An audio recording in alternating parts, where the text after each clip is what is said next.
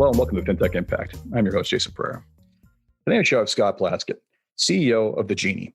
Genie is a CRM platform for financial advisors to better manage their lead flow and day-to-day life. And with that, here's my interview with Scott. Hello, Scott. Hey, Jason. How you doing today? Good. Thank you for taking the time. Pleasure. So Scott Plaskett, CEO of the Genie. Tell us about the Genie. You know, the Genie is sort of the evolution or compilation of a rabbit hole I went down many years ago. Really, as a financial planner, I've been in the business since 1993.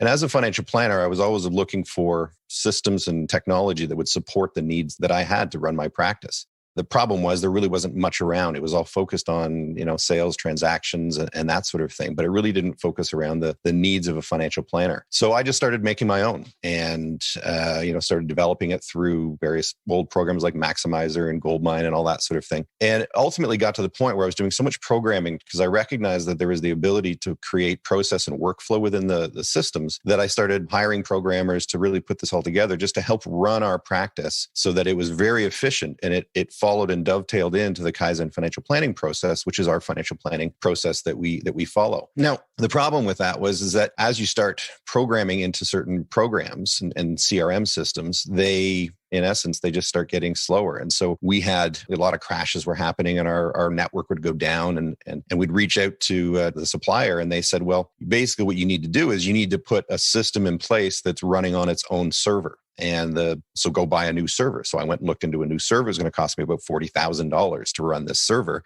to run the system. Man. And I said, well, wait a minute. Man, pre-AWS. That's just, that was the way of the world. Oh man, 40 grand. So I said to them, well, listen, why is it crashing so much? And they said, well, because you're using all of the services the software has. And I said, well, isn't that what it's for? And they said, well, nobody uses all of it. And I realized very quickly that I was basically running into horsepower problems, right? I was tapping it out because I was just asking for it to do more than it could do. And then I caught wind of sort of cloud-based solutions. So we were one of the very first, firms to really embrace the cloud-based technology. And when we moved over to cloud-based, I realized, you know what, I don't want to do this where I have to go through a migration every 5 years onto a new, more robust platform. I want the best. So we focused on Salesforce. That was salesforce.com is really the Apple of all programs. If anybody's going to have a supplier or a supporting type of technology, it's always going to plug into Salesforce first. So we said, well, we're just going to build it on that. We were punching way outside of our weight class at that point. I mean, heck, I was just an independent financial planner running on Salesforce, but we really started programming within it and just realized that everything just worked so much better. And so now it's just the evolution of all of that. So that's really how the Genie came to be. It was more of a selfish thing that I started doing for our own business. And then colleagues would say, hey, this software you're using, this is amazing. Where'd that come from? And I told them and they said, well, can we use it? And it's that's the rabbit hole we've gone down. So now we're a software company as well. Or a SaaS company, I should say. So the old classic gets a story about the homegrowns, which is advisor has problem, advisor finds solution to problem. Everybody else says that'd be great if I could use that solution. And now advisor has software company. So the right. Natural evolution. And as a Salesforce junkie, for lack of a better term, I am a big believer in programming on that platform, and I'm going down various rabbit holes myself. So totally get where you're coming from. And it's actually a big misnomer. And I actually say it's actually known within Salesforce that the name is almost a bit of a deterrent to people, because people think of Salesforce as a CRM when really it's a giant data development platform with a CRM sitting over top of it. So the ability to leverage it, and I'll go back to my analogy with AWS earlier, it's almost like an AWS of CRM to some degree in that you don't have to develop all this stuff from scratch. You can just use their platform to build on top of that. So totally get it. And frankly, your model is, you're not the first one who's done something like this. There's other companies like Accelerate out of the US who built Salesforce overlays for financial advisors. Of course, that ports here or doesn't port here, depending on how you look at it. But it also, there's different ways to skin a cat on this one, right? You could totally, the approach you've taken, from what I can see, and we'll talk about that shortly, is a lot more funnel development based than their maintenance based one is what I see, which both have merit. Anyway, so let's talk about that experience before I go on another long diatribe. Tell me about what it is Genie delivers to an advisor who's looking to better automate their practice. We've really built it around 4 tenets. So there's 4 components that it's been built around. So there's the marketing Genie, there's the sales Genie, there's the process or fulfillment Genie, and then there's the profit Genie. And those are just, the terms we're using to say, okay, there's phases and evolution that a client relationship will go through. And so, we start off with the marketing side. So in the marketing Genie, it's really built around a premise that I call the 1585 principle. And the 1585 principle is really just based off of a study that was done where a marketing firm reached out to people who were inquiring about products and services. And they reached out to them over a long period of time and with one question. And the question was, did you buy the product or service you inquired about? And what they found out was that 15% of the people bought the product or service they inquired about within the first 90 days of inquiring about it. But 85% of the people who actually bought the product or service did so within the next 2 years. So I very quickly realized that if you don't have some sort of automation system that's going to keep nurturing that lead for at least a 2-year period, you're missing out on 85% of the revenues that are waiting for you. And that's in essence what I found to be the problem with financial advisor marketing is that somebody puts a marketing piece together and then, they're like, hey, 30 days later, I didn't get any clients. This stuff doesn't work. Oh, man. I have had that conversation on so many occasions. I've even had to talk my business partner out of that mindset. It's like, you got to stop thinking dollar spent equals dollar received the next day. It's not about that. And anyone in marketing will tell you that over time, it's about brand building and keeping that relationship going so that when the time is right for the client, not for you, when the time is right for the client, that's when they convert. Well, and that's it. And this is where the problem is then if you're doing it manually, you go through these sort of this sort of evolution where you get a lot of leads and then you finally get some appointments, but then you don't have any time to do the marketing. So then the marketing drops off and then you finish with all the leads that you've worked on and now you've got no more leads to go. And then you've got to start the marketing again. So you go through this back and forth and it's the seesaw approach. And I just looked at it and said, well, hey, if we can do something where we've got a marketing process that automates it 24/7 and it never stops, then I've always got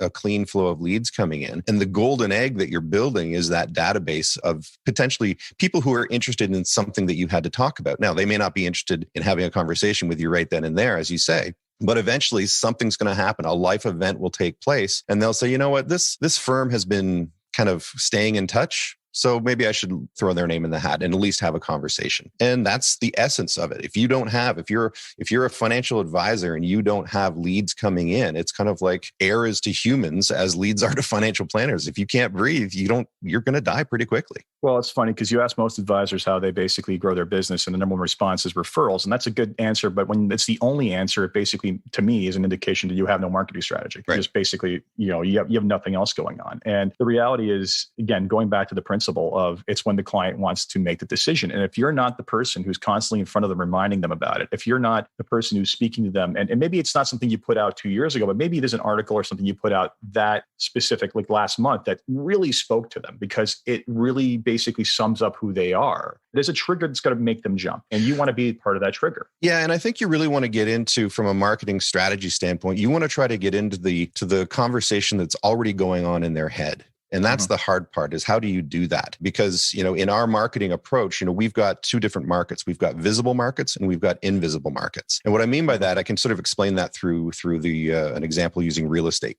If you're a real estate agent and you want to know who are the waterfront homeowners in a certain area, well, it's very clear. You go to the area that's got a body of water, everybody lining the street on the body of water, those are the waterfront homeowners. So that's a visible market. But the problem is, who are the people that actually want to buy waterfront property? That's an invisible market. There's nothing that says this. So you've got to get that group of people to raise their hand. Well, that's the exact same process that we as financial planners go through. We need to, if I'm going after a business owner, there's no sign on the front of every house that says, hey, this is a business owner and that's not. You've got to somehow get them to raise their hand. And so through the education-based, what I call education-based direct response marketing that we've built into the Genie, in that marketing Genie, that's the process that we use that says, hey, if you're a business owner, then this piece of content will probably be of interest to you. So just raise your hand and let me know you exist. I'll send you the content in exchange for your email address. And that gets them into your ecosystem. Once they're in your ecosystem, then you can just nurture them through language that's more appropriate to that particular niche, whether it be business owners or pre-retirees or whatever it happens to be. So that's the essence of the marketing Genie. It's that it's a process that allows us to just automate that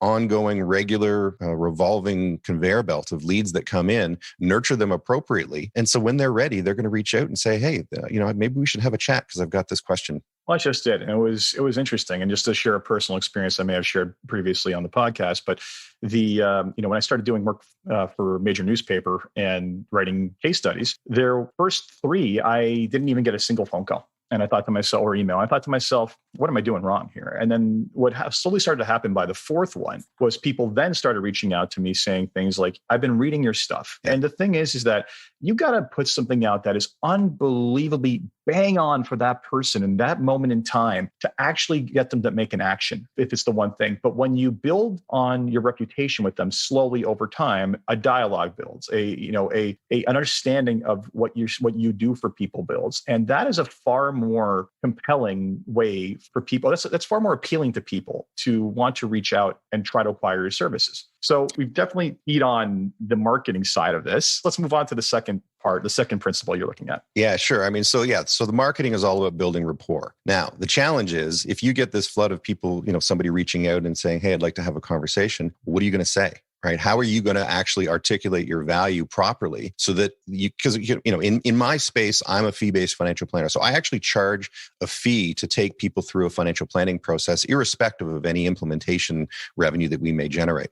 So the Sales Genie is all about what do you say? How do you articulate your value so that they actually say, wow, I would love to pay you to go through that financial planning process. And so that's what the Sales Genie is all about. It's a series of evolutionary sales processes that you go through. And again, the Genie, the technology that we're talking about, it tracks that opportunity through the various stages so that you know where you're at with everybody. And this is the big problem when it comes to when you get successful in the marketing side, is that now you've got a lot of stuff coming in. Keeping track of it and keeping it organized is virtually impossible. It just becomes overwhelming. So the Sales Genie is really designed so that we can identify, okay, here's an opportunity that now has reached out to us. So we want to take this opportunity through the process. And so the process then says, okay, well then go to step one. And this is the process. We've got, support videos that say, well, here's how we have our first meeting discussion. If we're going to have a 30-minute chat with somebody just to see if there's even a reason to get together, this is how we do it. If we then have a first meeting where we actually spend some time and go into some of the details, this is how we do it. And so we've kind of dovetailed the training of here's how we say what we say and what we say into the tracking into the system so that when somebody calls in, you can look at their profile and you know exactly where they're at. You can look at your calendar, you click on it, you know what's coming up. So you're not blindsided because we're busy. There's so many moving, like as financial planners, it's not like we're just selling an investment or selling insurance or something like that. We're actually doing a lot of other work. How do you keep track of all of that? And this is where, when you've got so many squirrels running across your desk, you've got to be able to keep them organized. And so the Sales Genie is really all about making sure that all of your opportunities are organized. And we'll come back to, because this organization is important for the profit section, but we'll come back to that when we get there. So it's really about just making sure that you've got a workflow that is being, managed by a system so that you and your team, if you have one, always know where people are at in the process. Yep. Honestly, I've never seen a business owner become truly successful without clearly defined processes and workflow management. Otherwise, it's fine to run around like a chicken with your head cut off and kind of run it out your back pocket when you're small and starting off because the scale is not a problem. But every successive client you add onto that pile, the more difficult that challenge becomes. And every successive individual you add onto that, and every successive service you add onto that, it's without clearly defined processes, you're just putting yourself under undue strain and having too many things fall through the cracks. So well, and that's it. And just the final point on that topic is that generally the technology that we're reaching out to use is coming from our dealers or our MGAs or whoever, the support network that we're processing our business through. And it's coming from them. But remember, all they care about is the transactions that you're putting together. So they're not giving you support or technology that's going to support the overall planning process that you're implementing. It's really, you want to keep track of the investments and insurance that you're putting through. Yep. But what happens if you've got other things like wills and powers of attorney and corporate reorganizations and all that sort of stuff? You need to keep the client organized. You've got to have a place to put that. And so that's where the technology is really wrapped around financial planning first for the marketplace. So the third basically principle or whatever it was you called it, the third key feature, what is it? Well, that's the Fulfillment Genie. The Fulfillment Genie is really about, okay, now you've got somebody in your ecosystem. They've reached out and said they'd like to work with you. So now you've made some promises to them. The problem is if you don't have a way of delivering on the promises you've made, then it's going to fall back. It's going to fall down. And so we've really just put together the process of, well, here's again, when you go through a financial planning process, it's the process that's going to allow you to deliver on the promises that you've made to clients so that they can say, okay, thanks for the process. That's what they're paying you for. And so again, keeping track of everybody in that process. So the Fulfillment Genie is all about taking the opportunity, the first opportunity, which for us is a financial planning opportunity, taking that first opportunity and then going through a process to really dive into the planning. But then from that, we as financial planners, we identify other opportunities that we can then work with clients on. So we identify investment opportunities, we identify insurance opportunities, tax opportunities, corporate reorg opportunities, whatever it happens to be. There's all these other opportunities that when we recognize those, we better have a place to store them so that we don't lose track of them. And so the Fulfillment Genie is all about tracking all of those opportunities so that we can't deal with everything at once. And that's part of the challenge with financial planning, is that it's not sort of a one and done kind of thing. It does take time to go through the process properly. And so if you don't have a way of keeping track of all those opportunities you've identified that you ultimately need to get to with clients, and those opportunities, oftentimes we'll just prioritize them with the client and say which ones are most important, or we feel these are the most important that we need to work on. So we'll keep track of them, but then we'll prioritize them. So now when we keep getting back together for our regular review meetings and for our regular planning meetings, we've got a list of opportunities that maybe we still have yet to work on. And so we never let anything fall through the cracks. And this, quite honestly, this was all evolved because of mistakes that I made, right? It's, I learned the hard way, unfortunately. You start getting successful and all of a sudden you realize, oh my gosh, the infrastructure I've got in place isn't working because I just forgot about that particular thing for that client. And now they're pissed with me. Yep. Failure is opportunity. You have two choices. You either basically just say, unfortunately, too many people, just basically blame the client or blame someone else. And I often find advisors often say too, advisors are funny things. They will say that they're business owners, but then turn around and blame the dealership for everything and want the dealership to fix it. And I'm sitting there going like, sorry, but I've never been an entrepreneur who basically just points fingers and doesn't fix a problem themselves, right? So you're clearly the latter, which is the better solution. So yeah, well, the other thing as well with the fulfillment side, you've got to remember is that each of the opportunities we identify have different workflows that they'll go through. An investment opportunity goes through a different channel of stages than an insurance opportunity or a corporate reorg opportunity or a living benefits opportunity or whatever it happens to be. And so each one has to have its own series of stages that you work through. And that's how, again, we've dovetailed the technology into mapping out when you identify these opportunities. And for us, it's through the Kaizen financial planning process. When you identify those opportunities, now you know that when you hit the next stage of that opportunity, because of the automation and triggers to get initiated. So for example, when you have an opportunity to go from stage 1 to stage 2, well, logically then it says, okay, well, if this is now the stage you're at, then we need to do this. So the system automatically assigns the tasks of things to do to support the fact that you're now at that new stage. And so it actually assigns tasks automatically to either you or your team members, which allows you to make sure that nothing falls through the cracks again. So again, it's complex in the sense there's so many different things that we can do that have to be done in so many different ways and methodologies. But at least when you put it all together and map it through the technology, it follows the process quite nicely.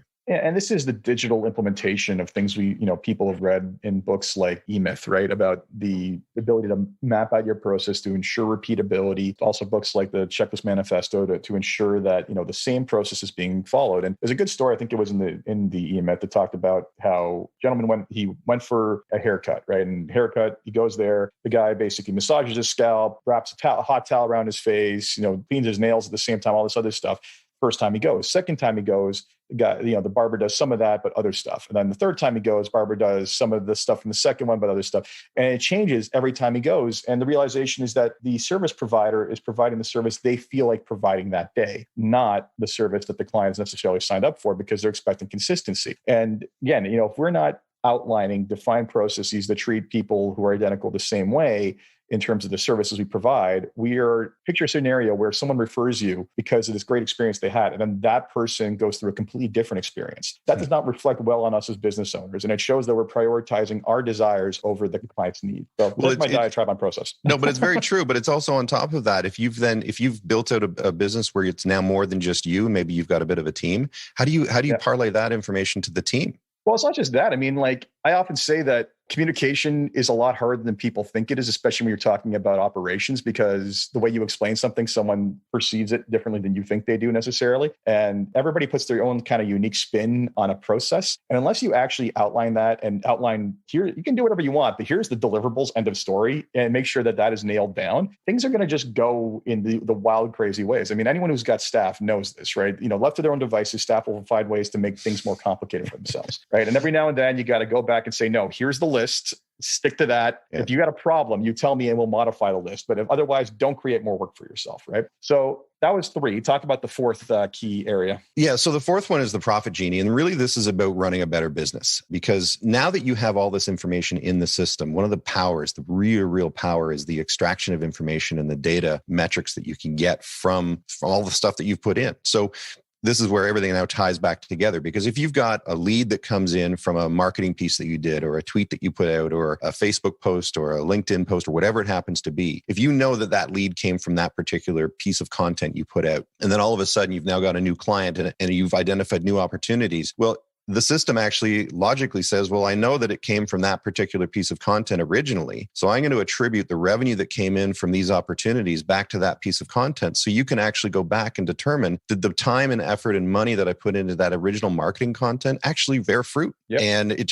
so it's very easy. So it's great when you've got these dashboards you can click on and say refresh. And then all of a sudden it says, okay, here's your business as of today. And if you want to know what was my most successful marketing campaign from last year, it's going to categorize them and sort them in that fashion. So it just allows you as a business owner. And this is one of the things that I find with our industry, is that our industry creates a lot of technicians, but I think a lot of technicians, they have these entrepreneurs, as Michael Gerber puts it, those entrepreneurial seizures, right? They think that they're now suddenly a business owner. Well, they're not. They're just basically, they've created a career for themselves. If you want to build a business, you've got to actually put a platform in place that can actually have something run without you. And this is what the Profit Genie is about, is saying, okay, now let's put everything into this platform so that if somebody else comes along and says, hey, I might be interested in acquiring your business, you can say, well, that's great, because it actually doesn't rely on me too much, because the system and the technology and the team, they actually run the business. And that's really attractive. It's funny, as someone who's basically done a couple of M&A deals and coached other colleagues through M&A deals, the number one challenge to everybody who shows up at your door is basically the fact that they don't have any data. They want to sell you this business. Here's what I have in assets. Here's what I make in revenue. And that's like, thank you for those 2 data points. I'm going to need a lot more than that. And here's my list. And they're just like, whoa. And you can very much separate the wheat from the chaff of those who were actually entrepreneurs versus those who were just salespeople, because those who were salespeople can't even give you proper statistics on the first 2.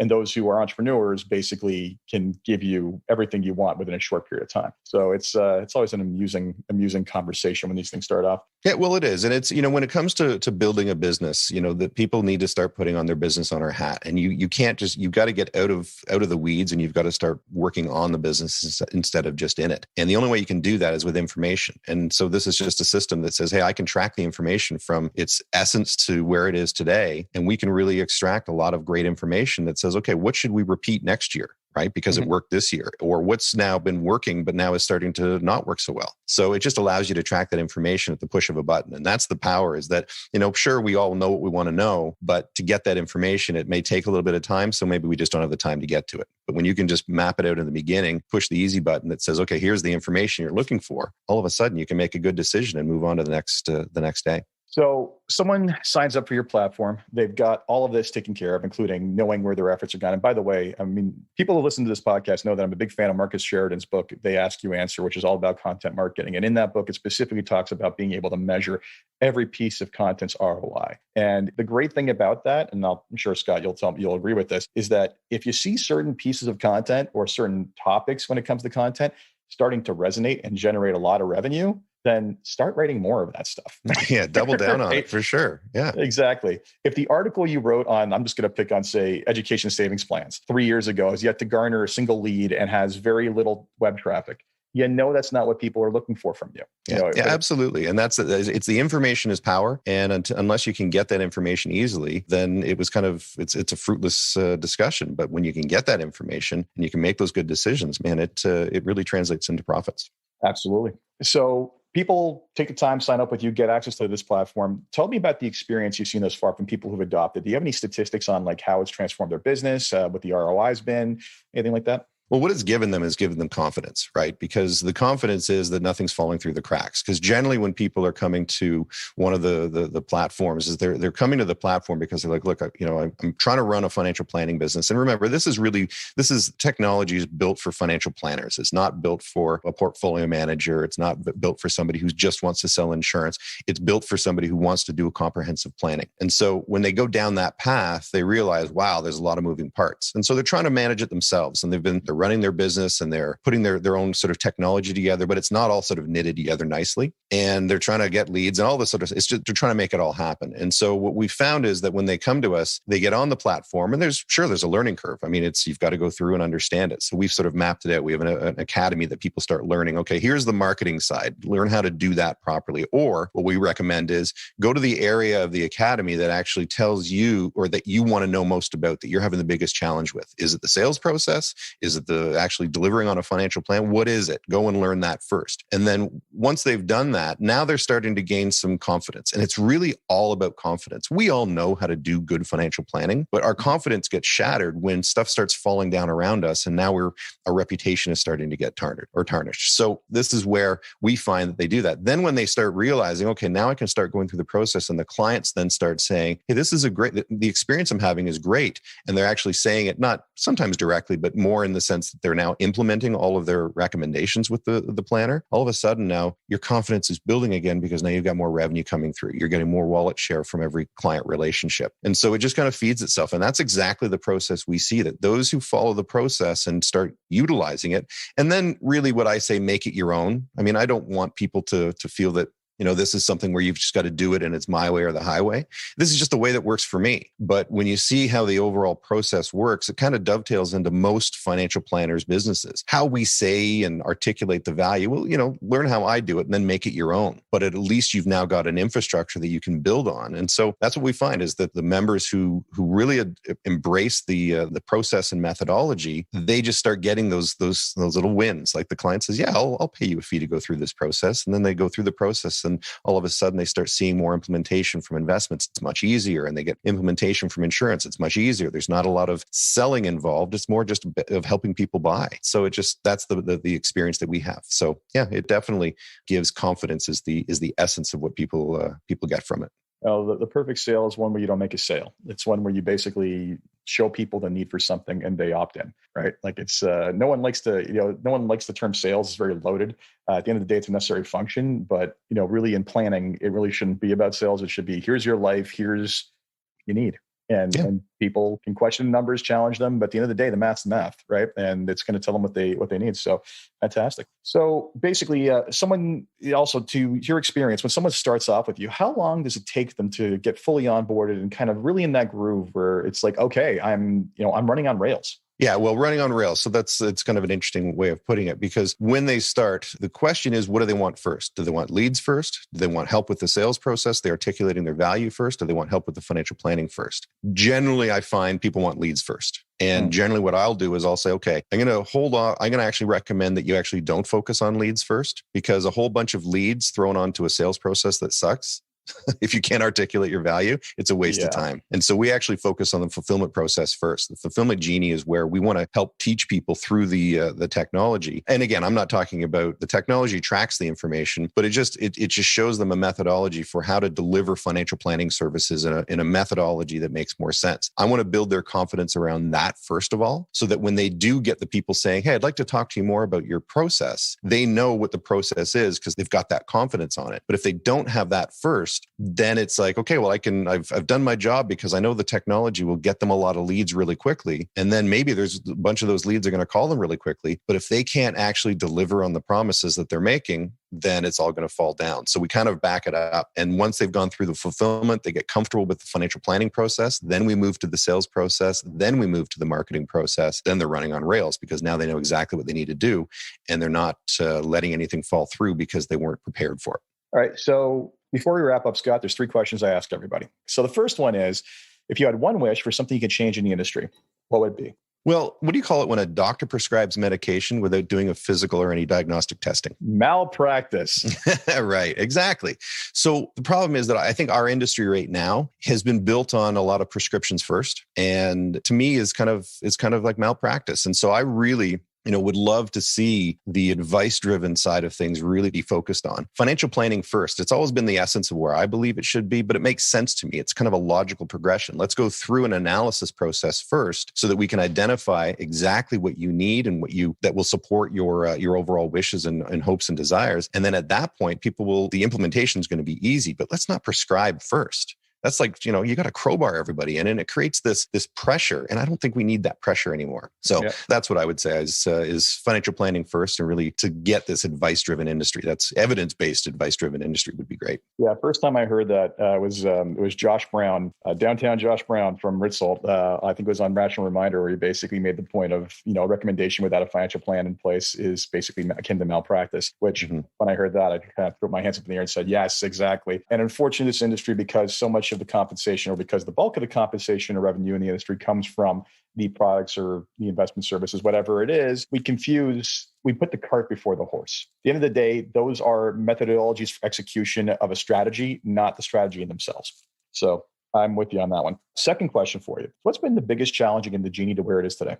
Well, I think the challenge with the Genie is that it's getting the adoption of the industry, and the adoption of the industry is more of the adoption of the industry wanting to do more financial planning. Because what I've found is that, my biggest challenge right now is that a lie can travel halfway around the world. This is a quote that I came across. A lie can travel halfway around the world while the truth is putting on its shoes. And this is the issue, is that there's so many things being stated that, okay, if you need to then take evidence-based financial planning and start to debunk a lot of this, that takes some time. And people oftentimes don't have the time. So I just want to really focus on that. And that's been the biggest challenge, is that I find, as a financial planner anyways, that it's hard to get people to go through that process. But that's where, in developing the Genie, when I realized that if I can just keep track of everything through a technology platform that makes sure I don't miss those steps, well, then that's been great. The challenge is, I'm sure you do too, if you've been spending some time in developing a SaaS program or something like that. Oh my gosh, it takes time. This is a rabbit hole that you go down that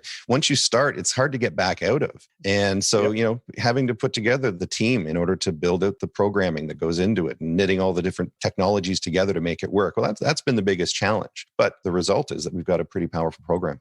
I will say that the good news is that every day it's getting easier. The proliferation of no-code platforms and the stuff that can be done now without a line of code or with just a basic understanding of being able to read a JSON file is just nuts. Compare when you started out doing this stuff compared to where it is today, we've grown by leaps and bounds. And further to your statement about the truth takes, the lie goes around the world while the truth puts its shoes on. I have to restrain myself so often from trying to correct people on various communities and conversations, because the reality is that one of the things I find just utterly frustrating as being someone who believes in evidence is that when someone makes a false statement, the asymmetry to the amount of effort it takes to debunk that false statement is unjust. It's amazing. Someone can say the stupidest thing in the world and people be like, that makes sense. But then you're like, let me explain to you for the next 2 hours of why this entire thing is flawed point to point. And I've had a couple of cases where on my blog and other places, I've had to take down things that were just really, really lopsided. And I think to myself, it's like, I'm not getting paid for this, but at least I'm helping people. And actually, funnily enough, there was a recent conversation on Twitter where there's a woman on TikTok a psychologist who debunks BS psychology on TikTok. And it's hilarious. It's hilarious. But someone posted and said, maybe we should be doing this in financial services, to which I tagged Daniel Crosby, myself, I think it was Jim O'Shaughnessy, and said, any volunteers, gentlemen? Because I don't have the time. And Michael replied back with a cartoon that said, honey, come to bed. And he's like, I can't. Someone's wrong on the internet. It's like, you're exactly right. Like there is no upside to this. Let's all just walk away. But it's a problem. It's a problem. It's amazing how people will believe convenient lies over inconvenient truths. That is what it is. The last question I have for you is, what excites you the most about what it is you're working on? It keeps you going down this rabbit hole and getting out of bed every morning to keep fighting the good fight. Well, I'll tell you what excites me is the fact that the more we talk about evidence-based financial planning, and the more we go down have these discussions, the community that starts getting built up around that is phenomenal. One of the biggest challenges I had when I first started in the industry back in '93 was I just didn't like anybody that I worked with. Right? You go to a conference and it was all talking about. It wasn't very productive in my mind. It was more of a competition than anything. Well, and so sales conferences, right? It was all like, how do you sell more? How do you it was. Right. Not how you help more. Yeah. And so what I just said, I don't like these people. So I'm just going to kind of regress, just move. I'm going to move to an island by myself is the way I put it. And that's what I did. I lived on an island by myself for a long period of time because I just got sick of the people in the industry. The problem was it gets kind of lonely. And it wasn't until I actually put my own podcast out many years ago that allowed people to hear about my journey and my story. I just kind of talked about what I was doing. And all of a sudden, people started reaching out saying, oh my gosh, this is such a refreshing conversation, because it's all about the evolution of the industry and the evolution of financial planning and whatnot. And I thought, hey, there's some really good people out there. The problem is they've been living on islands by themselves as well. And this technology and the social media and the ability to bring those communities together, man, that's what keeps me going, is that I know that the more of these people we can get into the community, and believe me, the community gets rid of the people that shouldn't be there very quickly. So it's a nice place to be. And it just means, I mean, I love this industry. I love this. The industry has been so good to me. And I just feel that it's been so tarnished. And I think that the community is what's going to actually get it to the next level and just make it so great for everybody moving forward. I have had the identical experience, right? As I got out there with various media and whatnot, it went from being surrounded by people where, I'm sure you had the same experience. You go to conferences and you'd overhear things and you would cringe and think to yourself, if your clients could hear you now, you'd lose them all. Like, you'd lose them all. And unfortunately, that was more the norm than not. I like to say I think things are slowly getting better, but further to your statement, I mean, that was the entire impetus for the creation of the Financial Planning Association of Canada, was to basically say, hey, like, there's enough of us out there. There's no community. Let's start building that. And, one principles and evidence-based investing is or evidence-based everything is one of the principles we espouse to. So happy to have you on that.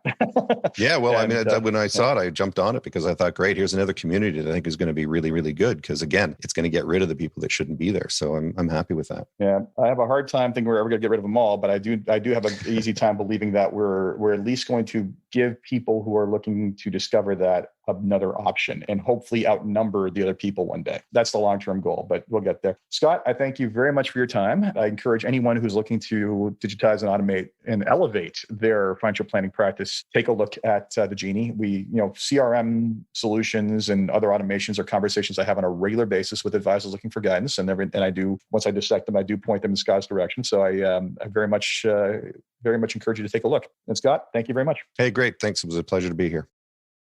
So that was today's episode of FinTech Impact. I hope you enjoyed that. And like I said, if you're looking to automate and elevate your practice, take a look at what Scott's done with the Genie. As always, if you enjoyed this podcast, please leave a review on iTunes, Stitcher, or wherever you get your podcast. And until next time, take care.